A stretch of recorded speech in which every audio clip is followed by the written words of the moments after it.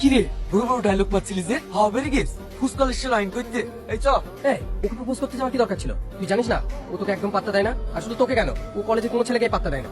যাকে ওসব কথা বাদ দে, মেয়ে ছেলের হাতের মার ও অত বেশি লাগে না। চ, যে মেয়েগুলোকে পটালাম তাদের কাছে যাই। তুই যা, আমি যাবো না। আমি ওর জন্য আমার বন্ধুদের সবার কাছে ছোট হয়েছি। আমি ওকে প্রেম করে দেখাবোই যে আমি কি পারি। কি রে তুই এখানে মন খারাপ করে বসে আছিস, টনি ওপরে মন খারাপ করে বসে আছে, তোদের দুজনের মধ্যে কি হয়েছে রে? কি আবার হবে? কিছু হয়নি। দেখ সালমা, কাল তো টনিকে এভাবে মারা উচিত হয়নি। একটা ছেলে একটা মেয়েকে প্রপোজ করতেই পারে, তারপরে তুই তোর গায়ে হাত তুলবি?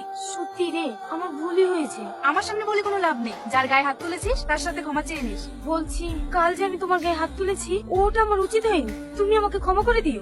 ঠিক আছে, আমি তোমাকে ক্ষমা করে দিয়েছি। তাহলে এবার থেকে তুমি আমাকে ভালোবাসবে তো?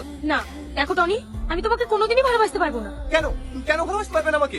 দেখো আমি তোমার কাছে অন্যায় করেছি, তাই তোমার কাছে ক্ষমা চাইতে এসেছি, তোমাকে প্রেমের প্রস্তাব দিতে আসিনি। আর হ্যাঁ, ভবিষ্যতে এরকম কথা আমাকে আর কোনোদিনও বলবে না।